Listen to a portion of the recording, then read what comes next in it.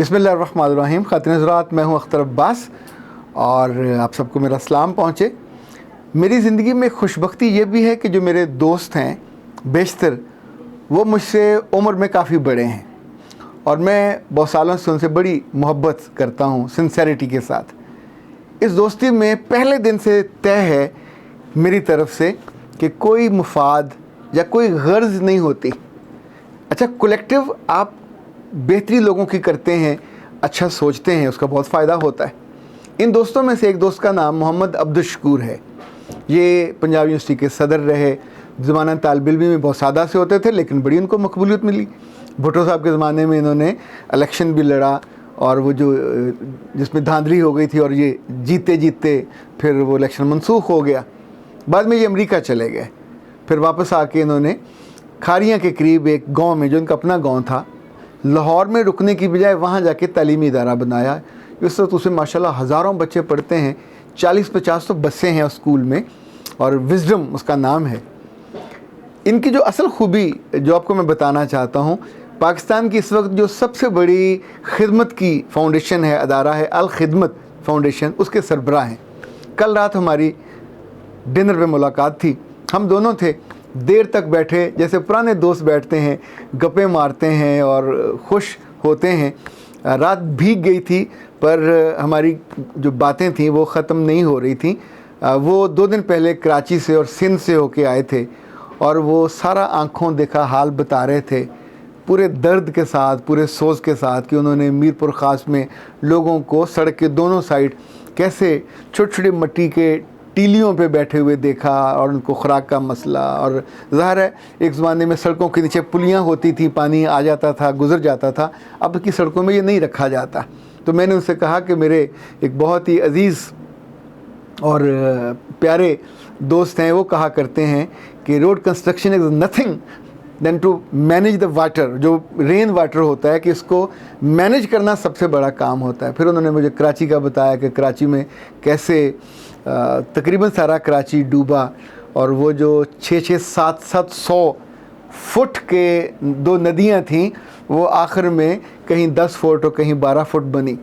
ख़ातिन हज़रात, जब हम ये बातें कर रहे थे तो हम दोनों का यह ख्याल था कि जब ये नदियाँ छोटी हो रही थीं और बिक रही थीं और बेची जा रही थीं, तो कितने लोग ऐसे होंगे कि जिनके ज़िम्मे था उन जगहों की हिफाजत करना।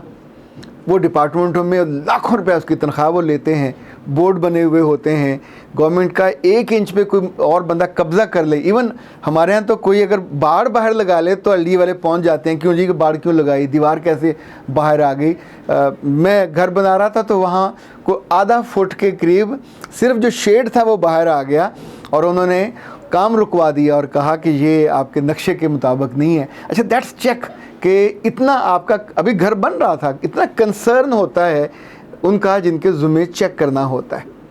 वो पुलिस में हों, वो एलडीए और केडीए और जो मुख्तलिफ महकमे इनमें हों, वो बिल्डिंग्स में हों, चाहे वो सीवरेज में हों, ये जैसे वासा होते हैं। डिपार्टमेंट इतने सारे हैं लोगों की खिदमत के लिए, लोगों की सहूलत के लिए। पर हमारे यहाँ तो अजीब एक मर्ज़ है कि ये सारे सरकारी लोग सिर्फ लोगों को तकलीफ़ पहुँचाने, नुकसान पहुँचाने और अपना पेट भरने, इनका पेट कभी नहीं भरता। ओके, हम सारे मिलके इनको बुरा भला कह लेते हैं पर मसला तो फिर भी हल नहीं होगा। ये गंदे नाले फिर भी छोटे होते रहेंगे, चाइना कटिंग भी होती रहेगी, बहुत सारे ऐसे काम जो नहीं होने चाहते वो होते रहेंगे। कभी आपने सोचा ये सारे गलत काम, ये सारे धोखे देने वाले काम, ये मुल्क को नुकसान पहुंचाने वाले काम, ये अपने शहरों को आग लगाने वाले काम, ये अपने शहरों को डुबो देने वाले काम क्या करने के लिए कोई हिंदुस्तान से बंदा आता है? क्या इसराइल की कोई साजिश है? क्या यहूदी भाई आके यहाँ इन सारे कामों को मैनेज करते हैं और अरेंज करते हैं? वो सारे लड़के, वो सारे मर्द, वो सारे ऑफिसर आप ही के भाई हैं। किसी का चचा है, किसी का मामा है, किसी का ताया है, कोई मेरा कज़न है, कोई आपका कज़न है। आप सोचिए कि उनके बीवी बच्चों को भी इल्म होता है कि ये जो नाजायज़ दौलत घर आ रही है, ये जो लुक़्मा हराम आता है घर में, तो ज़ाहिर है उस घर में खैर और बरकत से भर नहीं सकता, कहीं ना कहीं निकल जाता है। बीवी की बीमारी पे, बच्चों की बीमारी पे, कहीं ना कहीं वो ज़रूर निकल जाता है। पर उस नादानी की कीमत, उस गलती की कीमत, उस गुनाह की कीमत अपने अपने शहरों के हज़ारों नहीं लाखों, बल्कि कराची में तो ज़ाहिर है करोड़ों लोगों को ये भुगतना पड़ा। मैं सोचता हूँ कि ये जब हम दोनों बात कर रहे थे, हमें और बातें करनी चाहिए थी। हम भी चुगलियाँ करते, गीबतें करते, मुख्तलिफ लोगों के बारे में कमेंट्स करते, मज़ा आता है। लेकिन हम उन चीज़ों के बारे में गौर कर रहे थे जहाँ जाके हमने रहना भी नहीं है। हमने कभी वहाँ जाके प्लाट नहीं ख़रीदना, कभी घर नहीं बनाना, वहाँ को डूबने का अंदेशा नहीं है। और मैं उनको शाबाश दे रहा था कि अब्दुल शकूर साहब, आपकी टीम ऐसी शानदार है कि उन्हें पहले से अपने यहाँ उन्होंने कश्तियाँ भी रखी हुई थी, बोट्स भी थी। फिर उन्होंने बताया कि वहाँ उनके पास वो हवा भर के जो जिसमें 4-4 लोग बचाए गए, वो इतनी कश्तियाँ थीं। तो मैंने उनसे कहा कि आप लोगों को ये इतनी समझ या दानाई कहाँ से आती है? तो उन्होंने कहा कि हम जो लोग भी बड़ा सोचते हैं, जो लोग भी अपने रब को राज़ी करने के लिए अपनी सोच में वुसअत लाते हैं, उनका ज़र्फ़ बड़ा हो जाता है। जहाँ ज़र्फ़ बड़ा हो वहाँ ख्याल भी बड़े बड़े आते हैं। लाइक पेशावर के करीब जगह है जहाँ उनका वेयर हाउस है, यानी उस इलाके में खुदा ना खास्ता कभी कोई सैलाब आए, कभी कोई ज़लज़ला आए, तो जितना सामान होगा वहाँ होगा। मुल्तान में मौजूद है, हैदराबाद में एक उनका वेयर हाउस है, ऐसे कराची में मौजूद है, एक आध किसी और जगह उन्होंने बताया। अच्छा, ये जितने उसमें काम करने वाले हैं, आपको हैरत होगी, इसमें अक्सर लड़के हैं।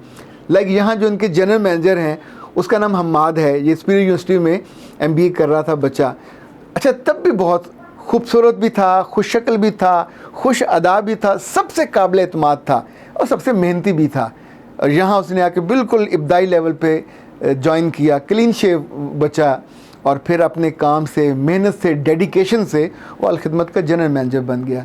ऐसे जो उनके इस वक्त एग्जीक्यूटिव डायरेक्टर हैं खुबैब, आप उनसे मिलें तो आपको अपना छोटा भाई लगेगा, but he so sincere, dedicated, devoted. इसी तरह वहाँ उमैर इदरीस हैं जो उनका मीडिया का काम देखते हैं, ये भी क्वाइट यंग। जो इनके सेक्रेटरी जनरल हैं, उनका नाम शाहिद है, वो KPK से हैं। लेकिन एक एक चीज़ पे ऐसी निगाह होती है। और अपने वो लीडर के साथ अब्दुल शकूर साहब, चूँकि इसको अब उनका दूसरा सेशन है, गाल में 4-4 साल का इनका होता है। मैंने उनसे तो नहीं कहा, पर मैं दिल में सोचता हूँ कि जब आप बड़ा काम कर रहे होते हैं, दूसरों की फलाह का, दूसरों की खैर ख्वाही का, तो मेरा रब भी आपको, वो जो अंग्रेज़ी में कहते हैं ना कि गिव्स विंग टू फ्लाई, आपको बड़े बड़े आइडियाज़ आते हैं, बड़े बड़े ख्यालात आते हैं। और लाइक उन्होंने कहा कि हमें वहाँ कराची में एक साहब ने कहा कि मेरे पास जितने खैमे हैं, टेंट हैं, वो सब मैं आपको दे रहा हूँ। और सोचिए टेंट कितने का आता, अच्छी खासी कीमत होती है। उसके पास टोटल 1000 टेंट था, वो सारे का सारा उन्होंने अलखिदमत को दे दिया। इसी तौर पे जिनके पास तरपालें थी, उन्होंने तरपालें दी, उन्होंने उनको काट के जैसे कोई टेंट की शक्ल बने, कम अज़ कम बारिश से तो जान बच जाए। ये जो लड़के घरों में जिनको बैठना चाहिए, सोना चाहिए, क्या चीज़ है जो उनको उस बरसती बारिश में उठा के लाई, और उन्होंने अलखिदमत के जैकेट पहने, और वो मोटरसाइकिलों को धक्के दे रहे हैं, और गाड़ियों को जो बंद हुई उनको निकाल रहे हैं, या जो लोग डूब रहे हैं, अल्लाह माफ़ करे। कल मैंने एक तस्वीर चित्राल की देखी, वहाँ को पुल नहीं था, गिरा हुआ दरख्त था, दरख्त के साथ एक जाली सी रस्सी बांधी हुई है, और एक अलखिदमत का रज़ाकार अपने कंधे पे कहीं से वो बच्चा रेस्क्यू करके लाया, तो वो उस पर चलता हुआ आ रहा है, और नीचे मुँह ज़ोर और वहशी किस्म की लहरें हैं। अल्लाह माफ़ करे, कोई इंसान उसमें गिर जाए तो वापसी का और बचने का भी कोई इम्कान नहीं होता, पर ये लोग बच जाते हैं क्योंकि ये दूसरों को बचाते हैं। ये किसी छोटे शहर में हों या बड़े शहर में हों, ये अलखिदमत के नाम से कर रहे हों, सिलानी के नाम से कर रहे हों, छिबा के नाम से कर रहे हों, ईदी साहब के नाम से कर रहे हों, व्हाट्सएवर उनका कोई भी नाम हो, अखुवत के नाम से कर रहे हों, ये सारे बड़े काबिल कदर लोग हैं। हम आम तौर पे पुलिस वालों से और बड़े सियासी लोगों के साथ ताल्लुकात पे खुश होते हैं, एक ताकत फ़ील होती है।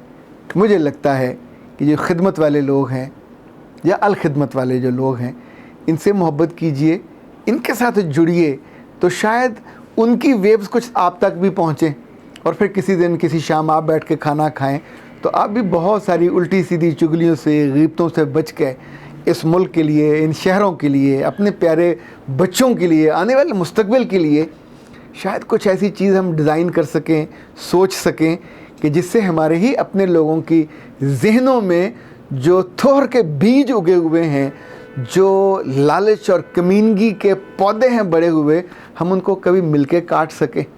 ये शहर हमारे ही हाथों में बर्बाद हुए हैं, ये शहर हमारे ही हाथों आबाद हो जाएं और आने वाले बरसों में दुनिया के गंदे और इग्नोर्ड शहरों की बजाय हम भी कामयाब मुल्कों में और कामयाब शहरों में चले जाएं। जो मुल्क कामयाब हुए हैं या तरक्की याफ्ता हैं, कभी इनकी शक्लें तो देखें। ये लोग हमसे ज़्यादा खूबसूरत तो नहीं हैं, पर नेक नीयत हमसे ज़्यादा है, और जो जो काम उनको सौंपा जाता है उसमें वो परफेक्ट है। और हम तो फिर अपनी खुशी के लिए, अपने ख़ानदान के नामो नमूद के लिए करते हैं। और अगर ये काम सारे के सारे सिर्फ़ अल्लाह की खुशी के लिए और उसकी मखलूक की यूँ समझें खिदमत के लिए या उनको हेल्प आउट करने के लिए आप डिज़ाइन करो, सोचो, छोटे पैमाने पे या बड़े पैमाने पे, और कुछ नहीं कर सकते तो कम से कम अपने बजट में से, अपनी आमदनी में से एक माकूल हिस्सा रखना चाहिए जो चैरिटी के कामों पे, अल्लाह के कामों पे आप लगा सकें और मखलूक के काम आ सकें। ये जो लोग भी डिज़ास्टर से बचाने के लिए अपनी जानों को ख़तरे में डालते हैं, यकीन मानिए उनकी जानों को ख़तरा मेरा रब अपने फ़रिश्तों के ज़रिए चुन लेता है, और वो महफूज और मामून न सिर्फ हमारी आँखों में जीते, हमारे दिलों में भी जीते हैं। और इंशाअल्लाह जब ये सब फौत होंगे और अपने अपने अजर और अमाल का अल्लाह के यहाँ स्वाब पाने के लिए और उसका इनाम पाने के लिए जमा होंगे, तो अपनी खुशबख्ती पर नाज किया करेंगे कि हम दुनिया में थे और हमको कितना शानदार मौका मिला। अल्लाह ने ज़र्फ़ दिया, इन्होंने बड़ा सोचा और बड़े काम के साथ अपनी ज़िंदगी को बड़ा बना लिया। अख्तर अब्बास को इजाज़त दीजिए। अस्सलाम वालेकुम।